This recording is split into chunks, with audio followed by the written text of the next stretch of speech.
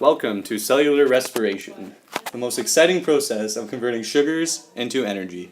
The first stage in cellular respiration is glycolysis. Glycolysis is basically defined as the very exciting process for harnessing energy from glucose. The first step in glycolysis is the glucose activation. During the first stage, two phosphate groups are moved to the glucose molecule via phosphorylation. ATP is converted to ADP. We then end up with fructose 6-bisphosphate. In stage 2, fructose 1,6-bisphosphate is split into two separate fragments, G3P and DHAP. DHAP is then converted to G3P, making a total of two G3P molecules. The two G3P molecules become oxidized using NAD+, which becomes NADH. This process releases a lot of energy which is used to attach phosphates to the sugars, thus creating 1,3-BPG. 1,3-BPG gives up its phosphates to ADP, creating ATP. This results in 3PG. Woohoo! 3PG arranges its molecules into 2PG. 2PG gives up one proton and one hydroxide ion, which combines to make water. The resulting molecule is PEP. PEP molecule is very unstable and immediately breaks down, releasing more energy, enough energy to transfer one phosphate group to ADP, forming another molecule of ATP. Now let's review. Over the whole course of glycolysis, we ended up with two molecules of NADH, two molecules of NADP, and two pyruvate molecules. The second stage in cellular respiration is pyruvate oxidation. In the first step, the pyruvate molecules from glycolysis enter the matrix of the mitochondria. Coenzyme A attaches to the acetyl group of the pyruvate molecule, which causes it to be oxidized. At the same time, NAD+ is reduced to become NADH.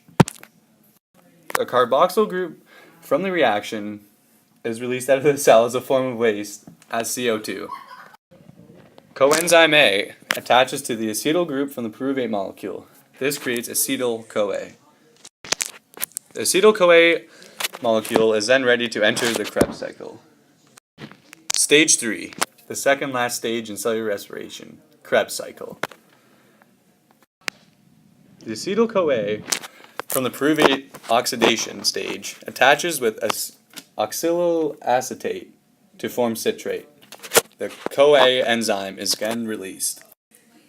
The citrate molecule is then turned into an isocitrate by process of isomerization. Isocitrate then turns into alpha-ketoglutarate. At the same time, an NAD+ ion is turned into an NaOH ion. The alpha-ketoglutarate molecule is then turned into a succinyl-CoA using NAD+ molecule and a CoA enzyme. CO2 is released as waste at this point. Succinyl-CoA loses its CoA and releases a lot of energy. This turns it into succinate.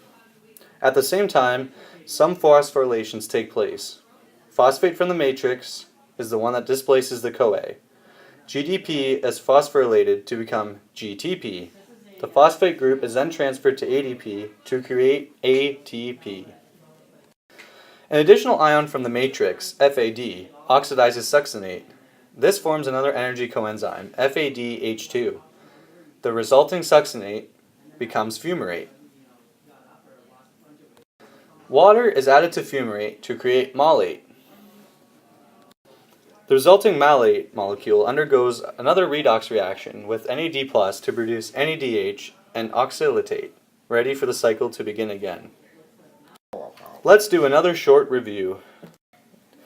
The result of the Krebs cycle is 6 NADH molecules, another 2 molecules of ATP, and 2 FADH2 molecules. The last step in cellular respiration is ETC, or the electron transport chain. So the first step in the electron transport chain is that proteins are set up in order of increasing electronegativity. They start from a weak electron receptor and slowly move to a strong electron receptor. Electrons are passed from one component to the next along the membrane. NADH binds to NADH dehydrogenase, which is our first component. FADH2 binds to succinate dehydrogenase, which is our second component. Hydrogen ions are then pumped into the intermembrane space. The mobile carrier UQ carries electrons from NADH dehydrogenase to cytochrome bC1, as seen on the next slide. The mobile electron carrier, Site C, carries electrons from cytochrome bC1 to cytochrome oxidase.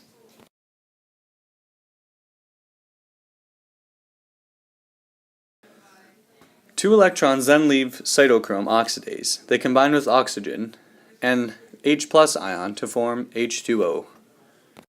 The overall purpose of the electron transport chain is to create an electrochemical gradient to power ATP synthesis. This is only possible after the electrochemical gradient has been created by the electron transport chain. H+ ions are now forced through a special enzyme called the ATP synthase, and they embed in the inner membrane. The H+ ions then flow from the intermembrane space into the matrix of the mitochondrial cell. The flow of the H+ protons provides energy to make a bond between ADP and organic phosphate. This is how ATP is made via oxidative phosphorylation. And this brings us to the conclusion of cellular respiration. I hope all of you had such a fun time listening to this presentation, and I hope you have learned something new. Woo!